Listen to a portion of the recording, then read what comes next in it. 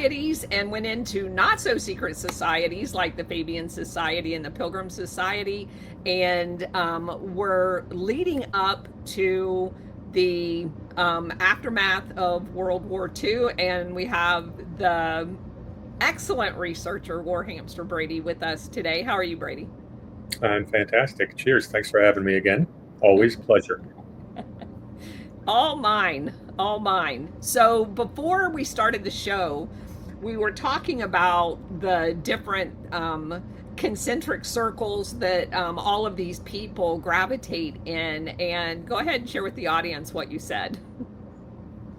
Well, about the three-dimensional Venn diagram on steroids, or the biggest circle jerk Venn diagram of all time. And it's funny because as what we were just talking about, as we do this research, we it's funny, we have a pretty good idea of where we're going, but get ready for each episode. We'll go deeper into a topic than we ever have before, and we keep finding new things, and they all circle back to the same overall theme that we have. Basically, we're ruled by what I call a shadow state, and what the Colonel will call the international syndicate, and you just call it superclass. But it all circles back to the same patterns, whether it be secret societies, not so secret. Again and again.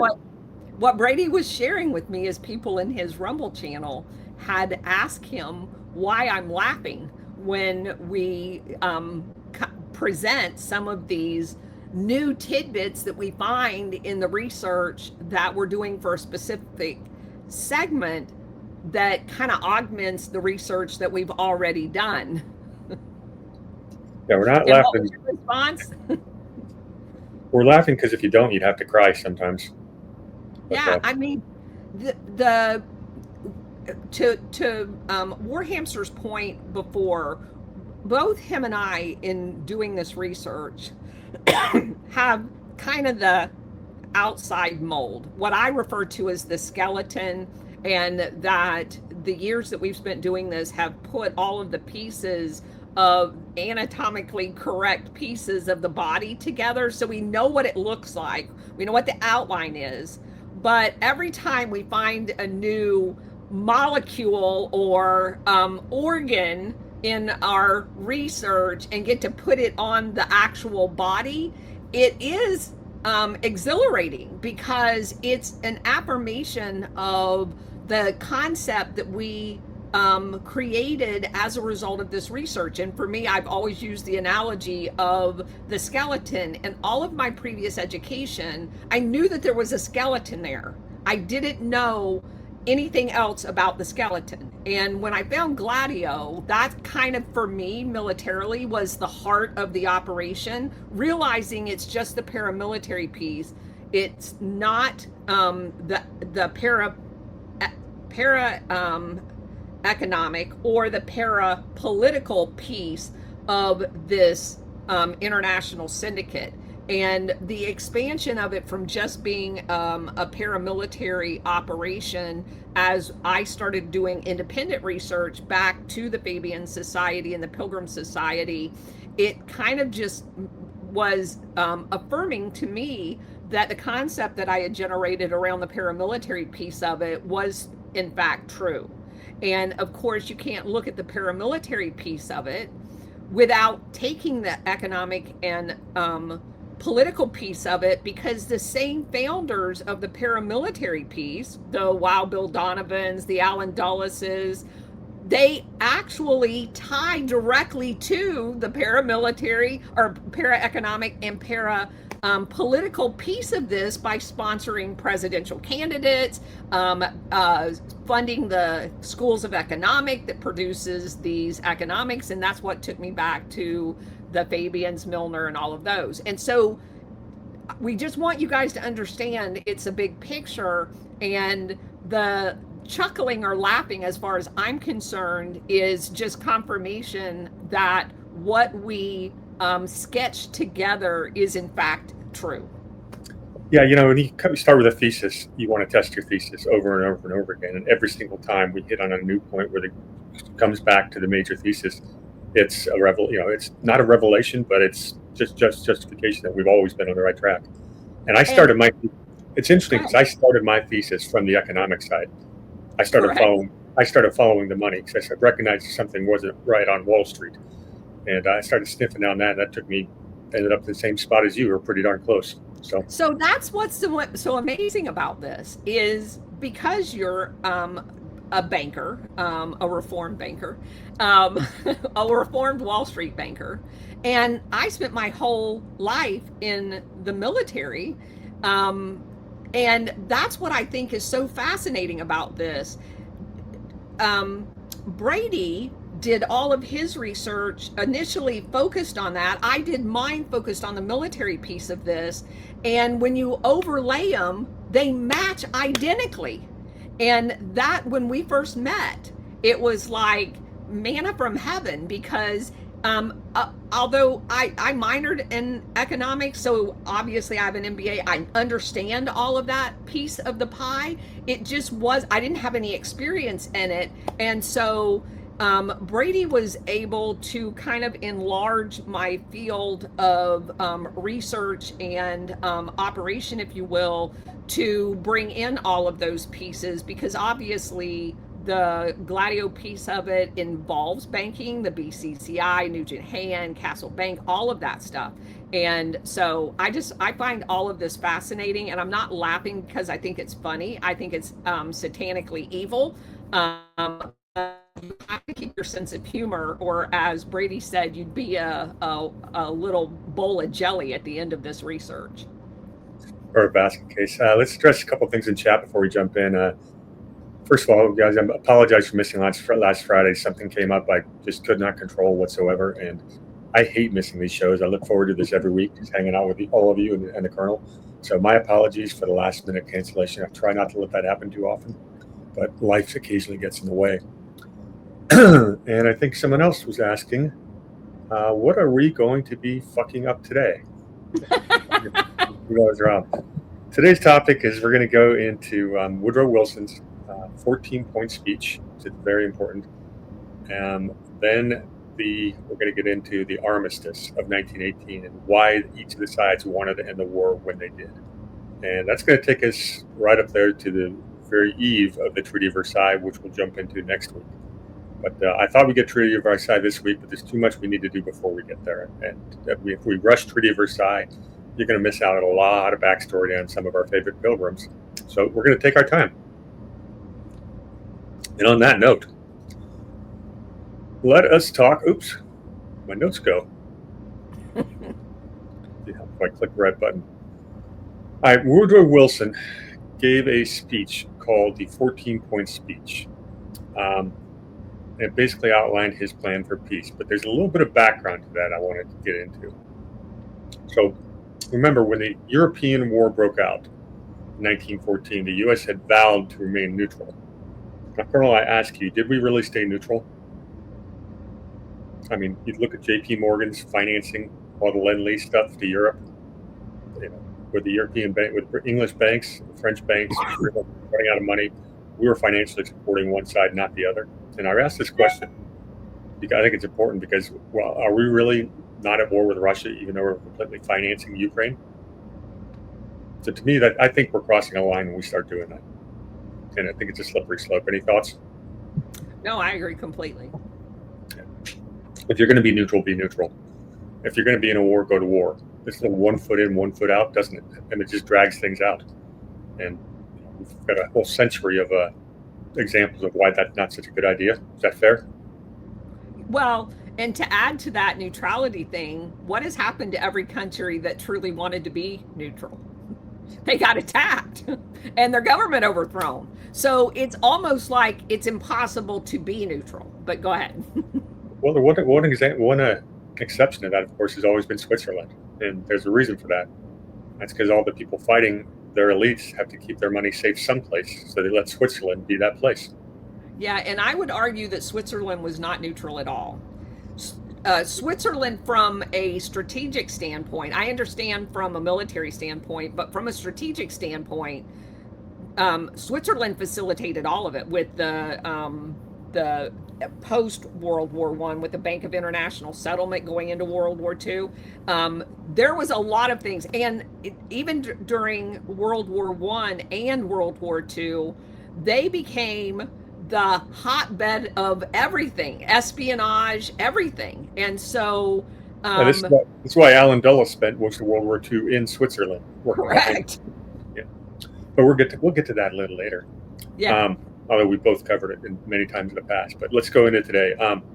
So obviously, the American people in general have no interest in becoming entangled in European alliances and empires and all that stuff. That's just anti-American. This is why J.P. Morgan's running around the country buying up newspapers, pushing pro-war propaganda.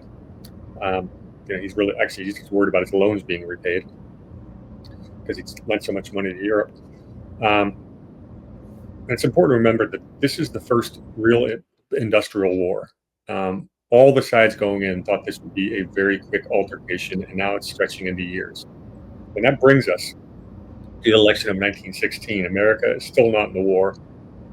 In fact, President Woodrow Wilson, a progressive Democrat, wins the election, the 1916 re-election, on the slogan that he kept us out of war. That's what he ran on. That was his slogan. And literally a year later, he gets us into war. So, you know what that's worth. But I wanted to talk about that election real quick. There's a couple of interesting things. So,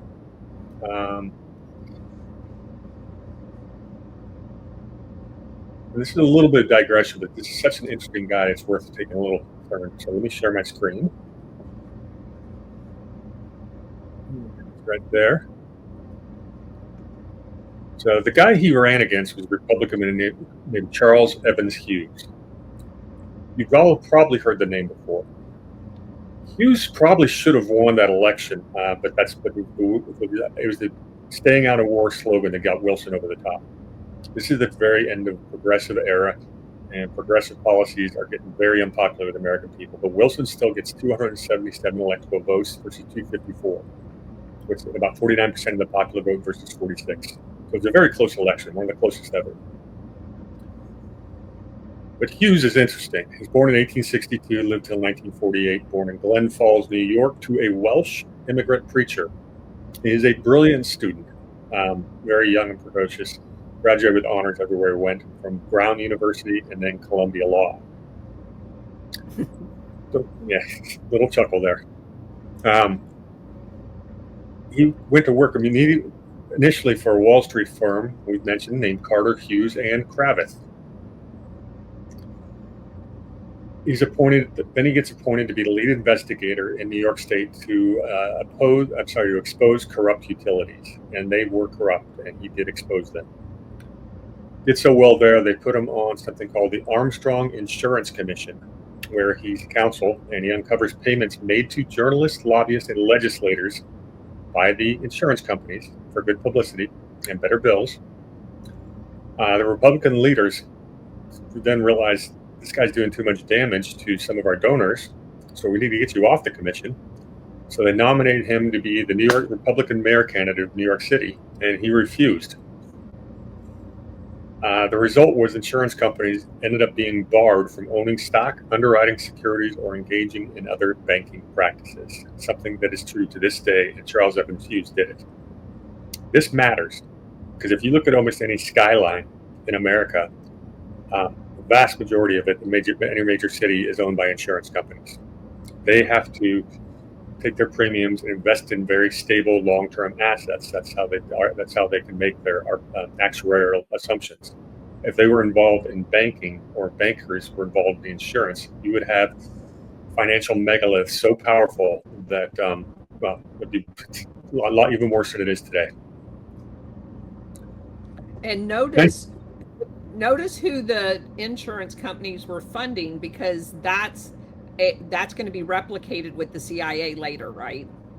Yeah, very much so. Yeah. All right, so 1906, the New York Republican politics shows up again. Teddy Roosevelt, he nominates Hughes to run for the governor of New York State against none other than muckraker William Randolph Hearst. Hughes would campaign that corporations were necessary, but he attacked the corruption. This is a position I actually believe. Remember, this is right when the trust busting is going on. Teddy's the trust buster, and Hughes is actually arguing that they're necessary. He would also do things like call for the 8-hour workday and a prohibition against child labor. So he is a reformer, and he wins the governor race with 52% of the vote. And his first term, he just really took an axe to the New York politics and really reformed the state government, increases public utility regulation, placed limits on political donations by corporations. What a novel freaking idea. Thank you, Charles. In 1908, he turns down the offer to be Taft's vice VP on the ticket in 1908. Remember, Teddy Roosevelt had declined to run in 1908. He had Taft run instead, and then Taft wants Hughes to be the VP. He turns that down. Runs a second term as governor, and he wasn't as successful, and he got really sick with New York politics. By 1910, he wanted out, and Taft appoints him to the Supreme Court of the United States, where he became very close friends with the great John Marshall Harlan and the interesting Oliver Wendell Holmes, two opposite sides of the bench. He would serve 6 years on the Supreme Court and then resigned in 1916 to accept the Republican nomination for President of the United States. And during the campaign, he was critical of Wilson's handling of foreign affairs. He's advocating for military preparedness, building up the Army, building up the Navy. That's why that was the central campaign issue. He opposed the concept of neutrality policy as weak and inconsistent, and he would criticize Wilson's interventions in Mexico, which we have talked about. Remember, Mexico just underwent a revolution. By the way, in 1920, just a little more about his life. We'll get back to the Woodrow Wilson story. When Harding won the presidential election, the Republicans took over everything in 1920 elections, and that'll come up later today. Progressive policies were very unpopular. Hughes would become his Secretary of State. That's a big deal. When we get to the League of Nations, Hughes was trying to push that through in America, and of course, Republicans shot that down, but that's a story for another day. So by 1925, he leaves as Secretary of State, goes back into private practice, serves on something called the Permanent Court of International Justice from 1928 to 1930, and that is the predecessor of this ICIJ that we're basically ignoring in America here. We've got our own courts in America, right, people? Yes. Then Hoover appoints him to be the Supreme Court Chief Justice in 1930. The guy he succeeded was none other than William Howard Taft, skull and bones, the only man ever to say him as Chief Justice and President. That's who he succeeds. So all these New York Republicans were pretty powerful. And of course, there's a lot of New York Democrats that were powerful. So yes. So when he's Supreme Court Justice, the reason this is so important is that he's the guy who blocked a lot of FDR's New Deal legislation. And FDR got so fed up, he pushed something called the Judicial Procedures Reform Bill of 1937, where they were trying to expand the Supreme Court. Yeah. And so this is the guy that was blocking much of FDR. So he's a guy I like a lot. And it's worth mentioning. Really fun. He's also the guy that found the original New Deal unconstitutional. Yeah, and that was actually socialism, by the way. The New Deal was socialism light. The original NRA bill that was found unconstitutional by the Hughes court was actual socialism. Interestingly enough, he was a brilliant lawyer, and one of the excerpts I saw said Charles Evans was the second most brilliant lawyer he ever met. The most brilliant was his son, Charles Evan Hughes Jr. Charles Hughes Jr. was the Solicitor General of the United States, whose entire job is to argue in front of the Supreme Court. He got appointed in 1929. In 1930, when his dad got put on the Supreme Court, he resigned to avoid the conflicts of interest. So I thought that was kind of a cool little segue. Yeah, that's awesome. Yeah. Back to FDR's speech. Wilson's speech. Sorry. Flip a coin. It's the same guy almost. Yeah. So in many ways. Yes. They're on the Mount Rushmore of the biggest expansions of government in history. Those two are two of the top five. Before the speech in front of Congress, which he gave in January 1918, which I'm showing a picture of, he gave it January 1917 speech called Peace Without Victory, where he says, direct quote, "Victory would mean peace forced upon a loser, a victor's terms imposed upon the vanquished." Wilson said it would be accepted in humiliation, under duress, at an intolerable sacrifice, and would leave a sting, a resentment, a bitter memory upon which terms of peace would rest, not permanently, but only as upon quicksand. Only a peace between equals can last. He says that a year before he gives his 14-point speech. But just tells you where he's coming from. Because when we get to the Treaty of Versailles and the Armistice of 1918, you're going to find that the French and the English are a lot less forgiving than Wilson wanted to be. So I think that January 17th speech is very important. Yep. When the U.S. got into war, Wilson had been a little bit vague. He limited his statements. We're going in there being about for democracy. We're against aggression. He never talked about any specific goals, political goals or military. That's not exactly a good way to start a war. So because he's an academic, Wilson initiates a series of studies led by Colonel House called the Inquiry, where all these thousands of academic papers are being drafted up to advise America both military and political strategy as they enter the war. It's a lot like how U.S. intelligence began in World War II. It was a bunch of academics writing a bunch of papers. Same darn thing. Nothing wrong with that. Academics sometimes are useful, but I want a little bit more of a broad input, wouldn't you?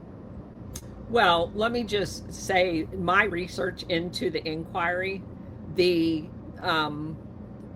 basically only tapped the people that were going to generate research that was the foregone conclusion. It was not an actual inquiry. That was a name that they put onto it, but all of the people that were involved, they all trace back academically to things that we've already talked about with the Fabians and the takeover of the schools and stuff like that. So the academics were not impartial. I'll just say that. Yeah, that's really well stated, and it's a point we've made on a number of topics. When I start getting on my rant, when it comes to stuff like climate science, it's the same thing. Don't tell me about peer-reviewed studies. It's not science. You only get funded if you come up with a free foregone conclusion. All right. Where else from Wilson? Wilson had also argued that we should focus on Germany and ignore the Ottoman Turks. He thinks it's a waste of U.S. resources. This is right after the Armenian genocide happened in 1915, and yes, it did happen. So Wilson kind of dropped the ball on that one. That could have been a little more maybe preventable. All right, so here he comes and gives the speech in 1918. On January 8th, 1918. Of all the dates in 1918, I'm going to go in order, but remember these dates. It's the January 8th, and he comes up with this 14-point peace plan. And I'm not going to read them all in detail, but I'll summarize most of them. The first 5 are his proposed rules for a peaceful world. First one, he says he wants public and transparent treaties and diplomatic agreements, meaning no more secret treaties, no more back channels. He wants everything up front. Probably a good idea. Point number 2, free navigation of the seas during times of both war and peace. 3, he wants equal trade conditions and opportunities, which falls short of what we've been calling free trade, which isn't free trade for the last century. Number 4, he wants reduction of armaments among all nations. Demilitarize. Number 5, adjustment of colonial claims, which is very one-sided, meaning he thought the Allies could probably keep some of their colonies, but he didn't want the Central Powers to keep theirs. He went into detail. So can I just summarize those 5? Sure. In order to have every single one of them, you have to have a world organization to do it. So go ahead. Which is what he's going to get to. Yes. The next 8 terms, which brings to 13, talk about post-war peace. Wilson favors the Allies, but was careful not to alienate the Central Powers. He talked about this peace without victory. He thought the Central Powers. You know what? Let me just read these. We've got time to go through them, I think. Bear with me. I should have them pulled up right here. And just while he's pulling that up, keep in mind, guys, this whole thing is stemming from House and his academics, the inquiry, which are all tied to the Fabians or the Pilgrims or whatever, this whole one world government. And so as you read through these, keep in the back of your mind, how would you actually affect these? They all sound great. But the only way any of them, like the whole free maritime capability, navigation, freedom of navigation, if you do not have a world power that has the ability to do that and ensure that it is done equitably, it means absolutely nothing. It's just words on the paper. So they're notorious for saying things to you that all sound nice on the surface without actually revealing in reality that it requires one world government to effect. Go ahead. Now, this is the summary of all these. Okay. Number 5, a free, open-minded, absolutely impartial adjustment of all colonial claims based on a strict observance of the principle that in determining all such questions of sovereignty, the interests of the populations concerned must have equal weight with the equitable government whose title is to be determined. Okay. Yeah, some of these are a little long. This next one's long. It's the evacuation of all Russian territory and such settlement of all questions affecting Russia as will secure the best and freest cooperation of the other nations of the world in obtaining her an unhampered and unembarrassed opportunity for the independent determination of her own political development and national policy, blah, blah, blah. What's going on in Russia in 1917, Colonel? The Bolsheviks. Yeah, and also going on in 1918, and we'll see this in a second. This is going to lead directly to the Russian Revolution, because it happened twice. I wanted to go back to the summary. A couple of these are too long. 6 was evacuation of all Russian territory. 7 is Belgium must be evacuated and restored. 8 is French territory should be freed. 9 is readjustment of the frontiers of Italy. He's carving up maps, people. 10 is Austria-Hungary autonomous development. 11 is Romania, Serbia, Montenegro evacuation. 12 is an interesting one. It's about Turkey, and I want to read that. Turkish portion maintained. What the basic saying is the Ottoman Empire is going to be broken up, but Turkey's going to remain Turkey. And just listen to the exact words of it. The Turkish portion of the present Ottoman Empire should be assured a secure sovereignty, but the other nationalities, which are now under Ottoman rule, should be assured an undoubted security of life and an absolutely unmolested opportunity of autonomous development. And the Dardanelles should be permanently open as a free passage to ships and commerce of all other nations under international guarantees. What's the problem with that? Other nationalities inside the Ottoman Empire? These are mostly Muslim people, and they don't look at themselves as nationalities or part of a country. They look at themselves as Sunni or Shiite Islam. That is their nation. Now you're going to start carving me up on a map. And I don't think anything could possibly go wrong with that, Colonel. Do you? Well, yeah, everything would go wrong with that, especially the way they carve up the map, as we now know, was purposely putting the red ants and the black ants in the same jar. And here's Woodrow, the peacemaker, pointing in that direction. Number 13, he argues for an independent Polish state. And number 14 is his League of Nations. That we want to read. Because the League of Nations is going to be the apparatus that allows him to do all of the rest of those things. Yes. And here he says, it's very short. A general association of nations must be formed under specific covenants for the purposes of affording mutual guarantees of political independence and territorial integrity to great and small states alike. So what's the reaction to this? Now, he made this speech without consulting his European allies, so they got caught by surprise. British Prime Minister David Lloyd George had made a similar speech.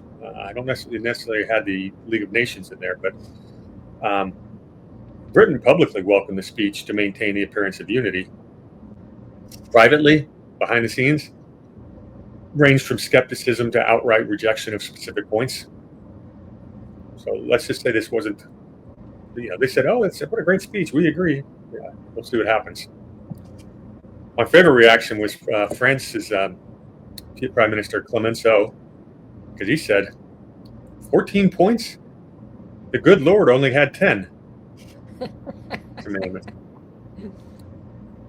But this is important because this became the basis for the German surrender. Germany looked at these 14 points and said, yeah, we can live by these terms. So we're going to lay down our arms a little bit earlier, but we'll get to that more. Britain would later sign off on all the points except for one, and that was freedom of the seas. And you can imagine why they would disagree with that. Britain also wanted German reparations added to the points. So copies of these 14 points are disseminated all across Europe as Allied propaganda, and they were dropping leaflets behind German lines. Same thing's probably in the Ottoman area too. This causes confusion in Asia Minor because, like I said, the Muslims define themselves in terms of religion rather than language and ethnicity. The Kurds, in particular, were confused because they are loyal to what's called the Sublime Porte, under the grounds that the Sultan Caliph is the supreme leader of all Sunni Muslims worldwide. Were the Kurds one of the non-Turkish groups promised autonomy? And how'd that work out for the Kurds? So, we've been screwing over the Kurds for the better part of a century. Well, and keep in mind, you can go back to 1900 maps, and there's actually an entity called Kurdistan, because they did not fit nicely into the Sunni or the Shia religious tenets. And they were some of the few that were very nationalist focused with the religion, not the other way around. And you see after World War I, and especially after World War II, Kurdistan disappears from the map because it was carved up in those red ant and black ant configurations. Okay. Let's see where I want to show this. Next event that happens is something called the Treaty of Brest-Litovsk. This follows months of negotiations following an armistice on the Eastern Front on December 15, 1917. The Bolsheviks had come to power with the slogan, bread and peace. We'll get you fed and we'll get you out of war. And that's how they got enough of the populace to support them. On November 6, 1917, 3 Russian emissaries entered the German lines under a white flag to arrange for the negotiations for an armistice. The negotiations would be held at the Central Powers Army's headquarters at Brest-Litovsk, which is a town. So if I got the picture of this ready, I'll have it here in a second. Negotiations would be held at Brest-Litovsk. Russian overtures to French, Italian, and British allies were rejected angrily. The foreign minister, Leon Trotsky, leads its delegation of 28 people. And it's kind of comical because these are socialists for you. They have to have this menagerie with one representative from every little social group that supported the revolution. So you had to get some seamstresses. And they realized when they're on their way that they didn't have a peasant represented. So they stopped the train, went out and recruited a peasant and had him join the contingent. Interesting side note is the female representative of Trotsky's delegation was a assassin who killed a Russian general. So one of the original, someone probably should make a movie about that. Remember, now the French, Italian, British are ticked off at Russia because they're trying to do an independent peace with Germany. Okay. They get there to this town. May as well show this now. Oops, where are you?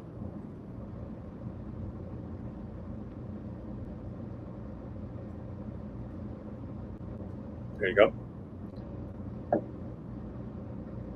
This is the area we're at. Now, they find this place just a burnt out husk of a town because when the Russians had retreated in 1915, they burned everything behind them. They're pretty good about that retreating. So leading the Central Powers negotiators was a gentleman by the name of Prince Leopold of Bavaria. He's a pretty interesting guy.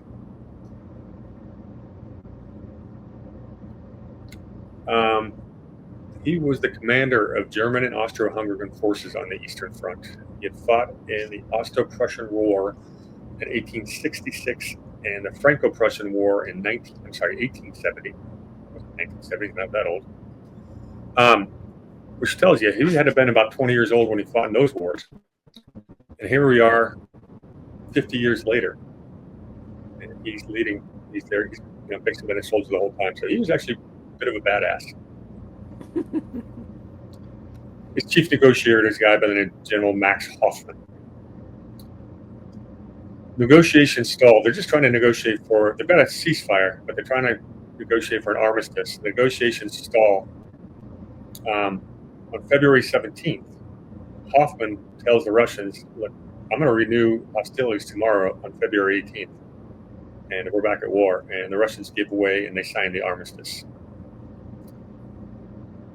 The treaty was signed on March 13th of 1918, and as a precursor to how treaties went back then, Russia loses control. Let's get back down there.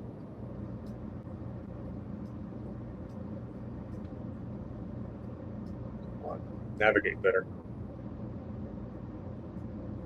All right, it's the best I'm going to get it for now.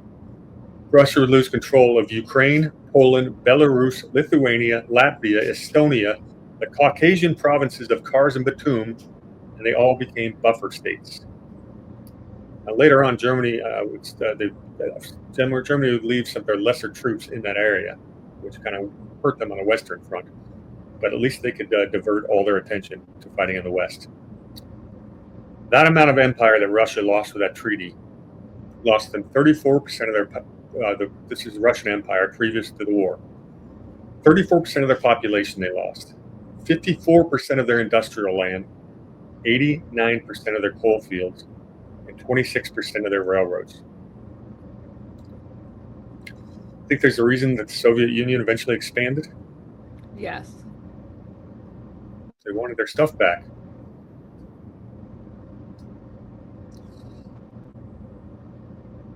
The Soviet government also had to confirm the independence, there it is again, of Finland, which is right up here. So they got to stay independent. Russia also got to pay, this is a little precursor, got to pay Germany 6 billion marks in reparations, which of course is so unpopular back in Russia that these Bolsheviks would sign this treaty. It triggered the White Russian movement, which led to the Russian Civil War from 1917 to 22. And we'll have to talk about the White Russians one of these days.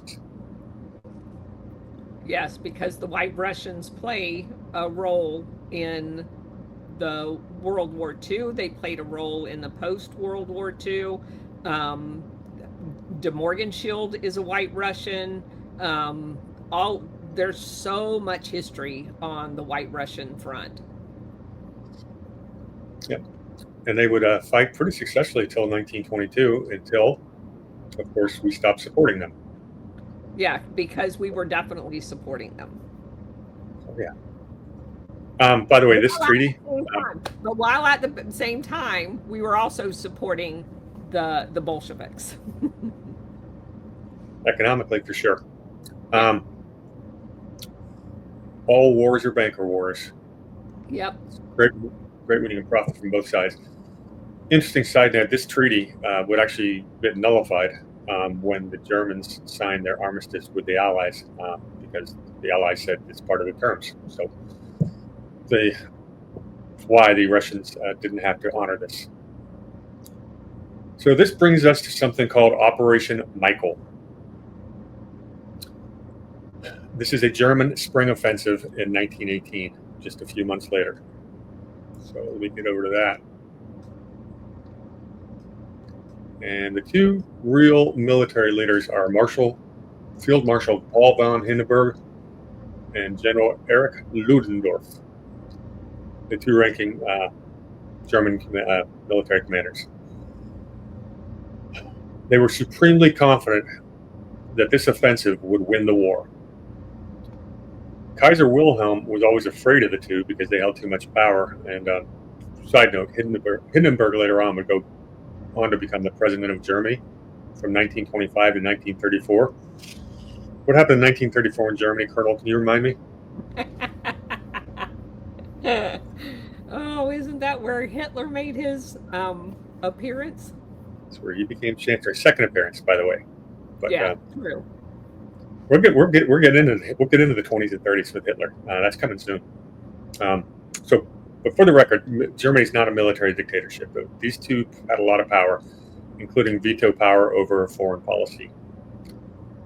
By 1918, the German people are war weary and starving. So the plan. Let's get this down to the plan. Remember, this war in the West has been a stalemate for the better part of 3 years.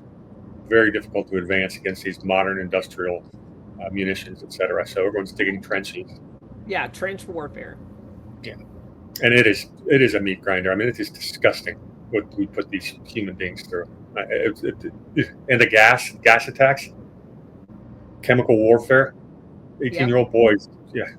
All right. So the plan was to go from Hindenburg Line, which is back here, in St. Quentin, occupied France. The goal was to break through the Allies' lines and advance northwesterly to seize the Channel ports, which supplied the BEF, which is the British Expeditionary Force, right up in here, and basically cut them off. The idea is to drive the BEF into the sea, and they wanted to do it now before the Americans could arrive in full numbers. In March of 1918, there were about 250,000 American troops in France. By September, October, that was over 2 million. They were bringing about 250,000 people over a month on these convoys that had developed this zigzagging convoy strategy, which meant that not a single American troop was lost to the U-boats that entire period, which is a good thing. But that's why they were in such a hurry to do this offensive, because the Americans are coming. The French had just had to deal with a little bit of a military revolt, and they weren't doing so well. The British, they were down in men, but their munitions were still pumping out pretty good. Germans had lost a lot of men, and their supply lines were getting weaker at this point. So the Germans are a bit desperate. Ludendorff then changes the plan 2 days later. Instead of pushing northwest, he decides to go straight west along the British front north of the River Somme. And his idea was to try to separate the British and the French before turning north and pushing the BEF into the sea. Well, they advanced a fair distance, but the offensive ended at a place called Villers-Bretonneux, and Germany just was unable to maintain their supply lines. This, folks, marks the beginning of the end for Germany. This would lead to Ludendorff having a nervous breakdown, and later on, Ludendorff would be sacked by the Kaiser on the eve of the Armistice. So Ludendorff, this was his gambit, and he lost. German advance then gets reversed by the Allies during what's called the 100-day offensive, pushed them all the way back to the original line. Now we're stuck. Initially, everyone thought it was going to be, they believed something called the short war illusion. We've never fought a war with these kind of weapons. Everyone thought it'd be over quickly. 3 years later, everyone's starting to buy into this long war illusion, which means, we can just wait it out, just to get eventually. No, you're going to eventually, everyone's going to run out of food, supplies, everything like that. It needs to end. Fair enough? Yeah. Okay.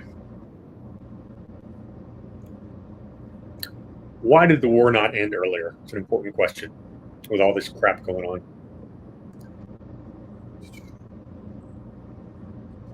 Any thoughts on that? Well, I mean, there's a lot of thoughts actually. When you look at the ulterior motives for war, and why we're in it, it has a lot to do, obviously, with realignment strategically of resources. And I think that played a big part. You don't want to have peace too soon in order to rearrange all of the pieces on the board. It has to be, you know what I mean? There has to be enough to warrant, as far as the profiteers of war goes. They're going to have the peace that they want, and until they get the situation that allows them to get the peace that they want, you won't have peace. Let me add to that these war profiteers are also the same people that are propping up things like, depopulation theories. You know, if they're watching an entire generation of European. Pull this screen up on you share that screen with me real quick. I found this picture when I was doing the research. This is what war looked like in World War I in 1917. I just cannot imagine what a hell that must have been. Yeah. I mean, it's just awful. And then, of course, I forgot this picture. Kaiser Wilhelm being afraid of his generals. That's Kaiser on the far left. Yeah, so one of the benefits for these people who are strong proponents of eugenics is you've wiped out an entire generation in all of these countries of alpha males. And so that fits right in line with their agenda. Yep, indeed. It's a famous picture of the Armistice, which we'll get to in a second here. So why did the war not end earlier? It was a military stalemate, and the industrial technology made advances too costly. There was a domestic political stalemate in all these nations, and there was a diplomatic stalemate. Two sides are growing more ideologically apart. So in 1917, the Americans arrived and they shift the tide. And I gave you the statistics of how the Americans were getting over. 1917, the Russian revolutions happened, and we'll talk about the French mass desertions. The morale in the French army is really, really down in the dumps. So they're deserting. All that should have led to an earlier end of the war. But at this point in time, the Americans and the Allies are thinking, okay, maybe it might be time to end. The question is, why did the Germans request an armistice? Well, they had trouble in the Balkans. The Bulgarians had sued for a ceasefire, which basically, we need to see the map of this one. We had an earlier map that was better. Down here in the Balkans, see where my cursor is. There's a bunch of oil wells and other minerals that the Germans, Austro-Hungarians, will rely upon. When Bulgaria calls for a ceasefire, that loses them access to everything in the Aegean Sea. That was a big deal. It cut German supplies. On the Western Front, there's the offensive stall. Allied forces are driving them backwards. So, important date on September 26th, Germans' present situation isn't hopeless, but their future situation is. That's a direct quote from the guy from the London School of Economics video. I thought it was well stated. They still hold French and Belgian territory. They haven't lost the war. They just can't win. Here's another great chart.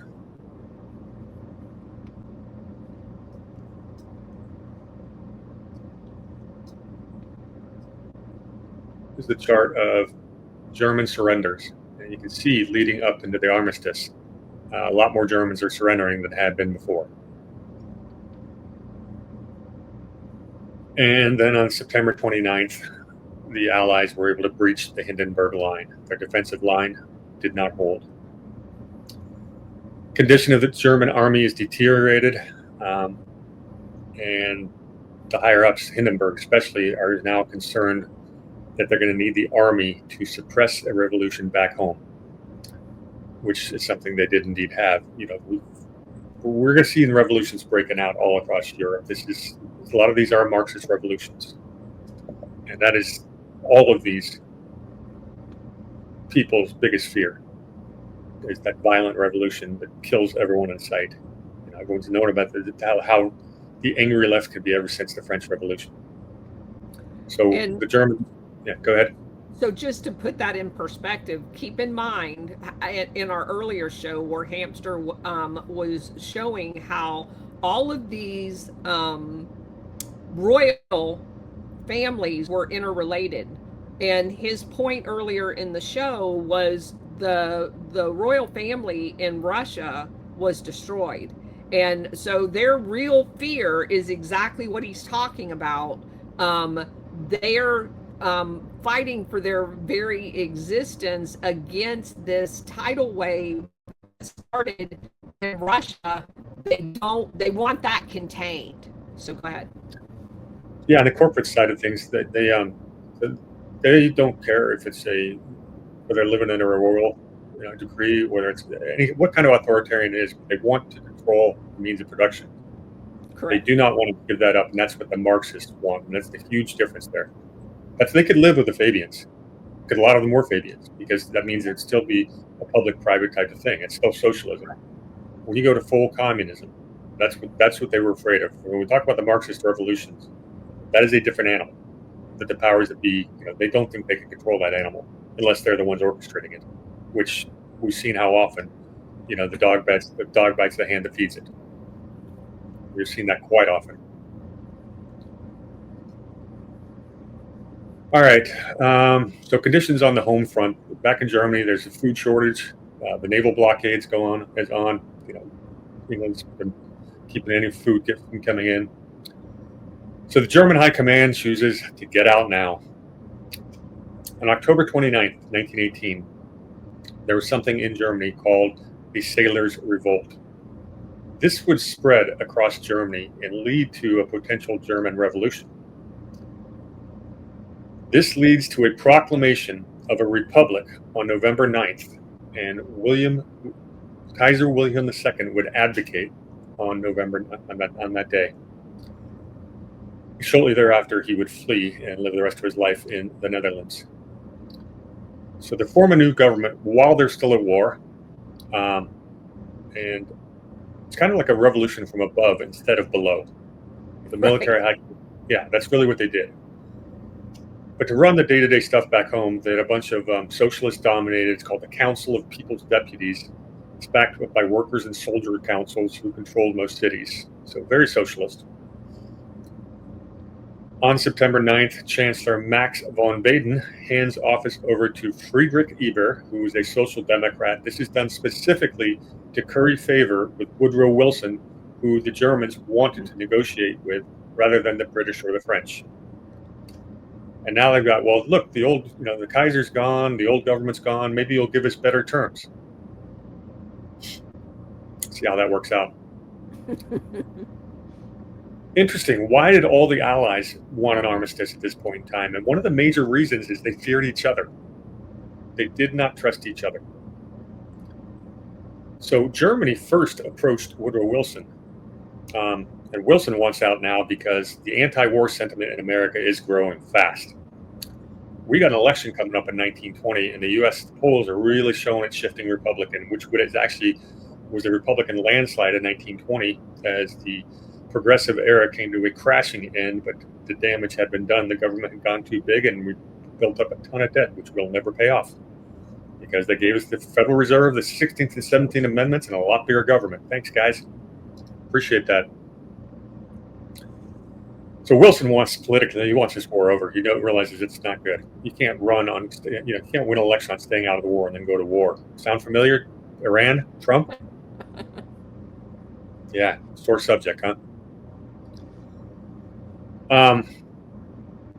Britain and France were never consulted on 14 points, and all the sides of the Allies had to agree for there to be an armistice. You can't have Britain and France agreeing on 12 points and America on 14. They got it. And French is okay on about 12.5 of them. The way it comes down is they sort of agreed to most of Wilson's points, and Wilson would let the French and the British decide all the military terms. Remember, revolutions are breaking out all over Europe. So, we get to the signing of the Armistice.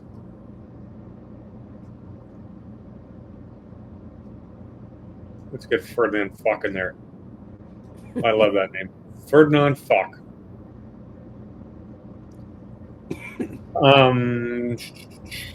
So there's two trains meet in the middle of the woods. Germany's and their representatives are on one train, and France and England are on the other train. Who's missing? I don't see any Americans or Italians there, do you? No. No. So Germany sends a guy by the name of Matthias Erzberger of the Catholic Center Party. They get there in this secret place in the woods, somewhere in France, after about a 10-hour train ride. And the secret destination was aboard Ferdinand Foch's train. He is the French marshal and one of the highest commanders in the Allies. An interesting guy. He says you fight a war for its results. Once it's given you the political advantage you sought, it's time to stop. And I think that makes perfect sense. He was a smart guy. Who go on further says, yes, we could carry on this war, and yes, we can win it and defeat the Germans to have an unconditional surrender, but it'll cost us 50,000 more French troops. Okay? Starting to like this guy, right? Douglas Haig, who's one of the, I guess, the head of the army for England or Britain, he agrees with Foch, and they said once they no longer see a political purpose, the observation, once they see a political purpose, only then do leaders think about the casualties. So Foch is the guy who writes the list of demands for the Germans, and they were basically there for 3 days. He only appears twice in this entire thing. Once to hand over the list of demands, and twice at the end to make sure everyone signed it. So we had all these negotiators in there going back and forth, but there wasn't a whole lot of negotiation. Germans were given 72 hours to agree. Withdrawal, here's what the agreement gave us. Withdrawal of German forces from west of the Rhine. Do I have that map here? This should be it.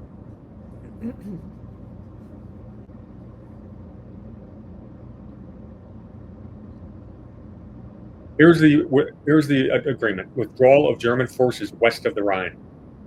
An entente occupation of the Rhineland. Rhineland is an area in the west of Germany, sort of. And bridgeheads further east. Germans had to preserve infrastructure as they retreated. Germans had to surrender all their aircraft, warships, and military materials. Germans had to release of all Allied POWs. Part of this agreement is there would eventually be reparations. The armistice also provided for no release of German POWs. So all the Allied POWs come free, but we're keeping yours. The armistice called for no relaxation of the naval blockade of Germany. That's going to be important. It called for Germany to renounce the Treaty of Brest-Litovsk, which it had with the Russians. The Allies want to be the ones that carve up that territory, because that's what the winners do, right? Another deal of the armistice. The Germans have to surrender intact all German submarines within 14 days. All German naval vessels were interned and disarmed. You can see up here these purple circles or blue, whatever it is. The immediate evacuation of all those Black Sea ports and handover of all captured Russian vessels. And of course, they had to surrender of assets looted from Belgium, Romania, and Russia. The Germans are given 72 hours to agree to this. What do you think, Colonel? Pretty fair? That sound like people that want to make peace? Sounds like a And we're bunch going of demands to me. Yeah, but that's before the Treaty of Versailles. We haven't even gotten to the Right, I Paris. know. This is just so we'll stop shooting at you. Correct. The Armistice. We're going to have to give up everything. But the Germans didn't have a choice, or at least so they thought. And they signed it. And they gave us the Armistice. Let's have some fun with numbers.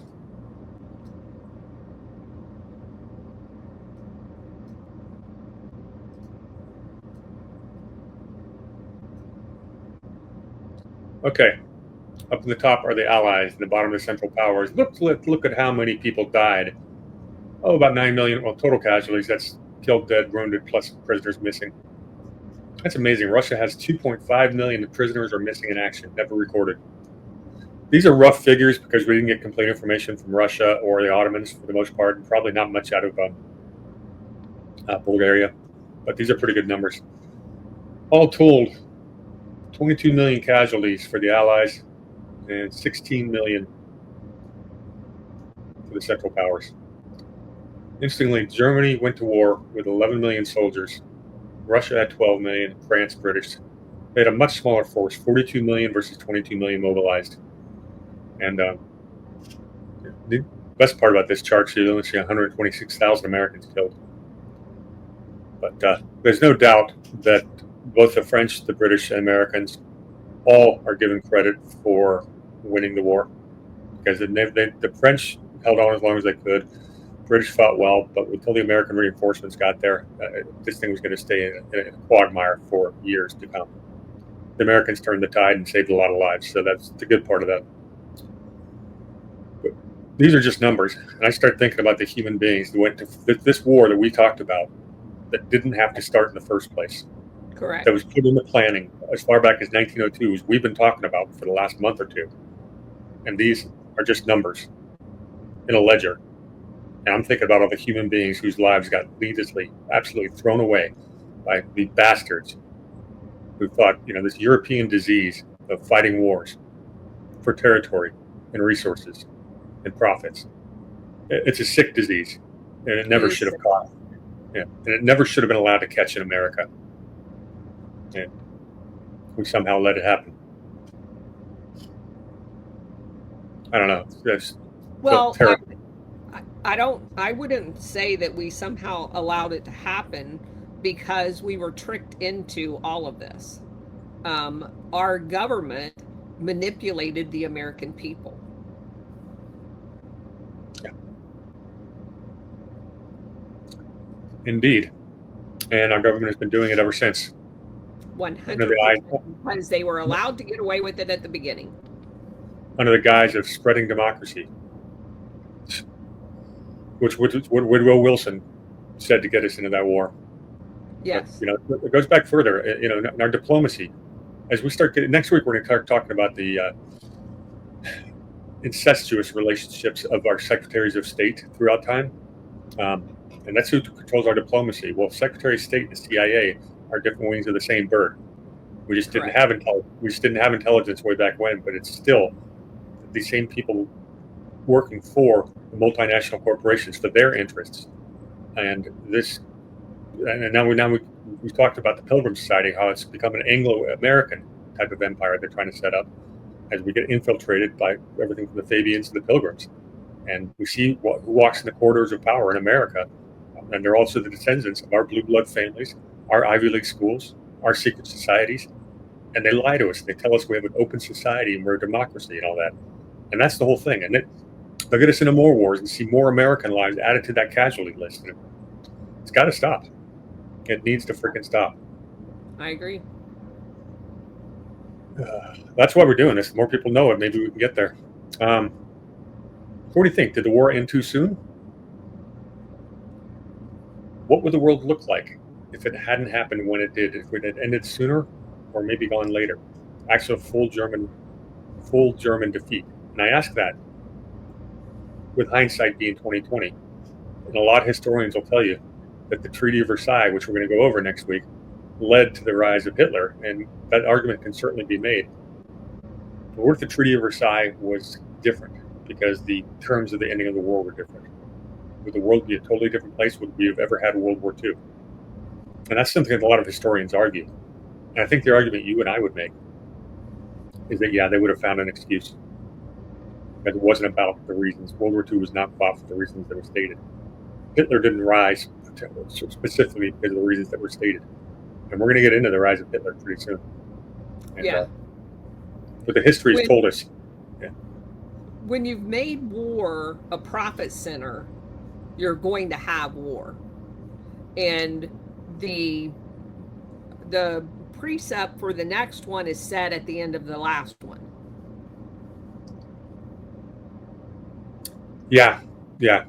It's one thing about winning the war, but you also need to win the peace. And that wasn't going to be allowed to happen. So next week, people, we're going to give you a different look at the Treaty of Versailles. Look at some of our Pilgrim characters. We're going to do a little background on some of our favorite characters from some unusual sources. But the overall thing is, we all know what the Treaty of Versailles did. We're going to give you some inside, interesting angle on it. And that should lead us into... We're going to talk about the Dulles brothers, so you definitely want to come back. The Dulles brothers? Why in the world would we talk about them? Yes. That's such a good book. It is such a good book. I remember when I first talked, you got it like the day I told you about it. But we'll be reading some excerpts from it. I've been through that book 3 times now with my highlighter. So yeah. I didn't want to translate onto my notes on the computer, so we'll actually have the book out next week. But yeah, it's going to be a fun one. Cool. I have mine highlighted too. What? Of course you do. What do you think about the show today? I thought it was awesome. It sets up the foundation for where we're going to go, because again, all of these people operate in these concentric circles, and you see the same names, just like what you were talking about. A lot of the generals of these wars end up in heads of state, like World War II, we got Eisenhower. So it's very, very important to understand what's going on during this time, because those people move on to different positions, and they don't ever seem to go away, whether they win or lose. I'm reading some of the comments. Thanks everybody for showing up. I love the comments here. I wish I could follow it more when I'm doing too much of the speaking. You know that, because I don't keep up the comments. So I need to make sure to pause often enough to let the Colonel go off on one of her diatribes, and I can get caught up. But, yeah, good comments today. Well, cool. Let's got anything else? Right. No. So we will see everyone next Friday at noon. I've got an upcoming show that people may want to listen in on. On Tuesday, I'm recording a show where I have got a guest, John D. Herrera, who is the president of the Friends of the Article 5 Convention. And we are going to talk about Article 5 Convention on Tuesday with Douglas V. Gibbs, my co-host. So that should be fascinating for those people who want us to get our constitutional stuff on. I get asked about, convention of states all the time. Well, this is going to tell you, this will be everything you need to know about a convention of states in 90 minutes. Yeah, I helped with the initiative here in Florida to get our legislature to adopt that. So very, very important. Yep. All right, everybody. Cheers. Take care.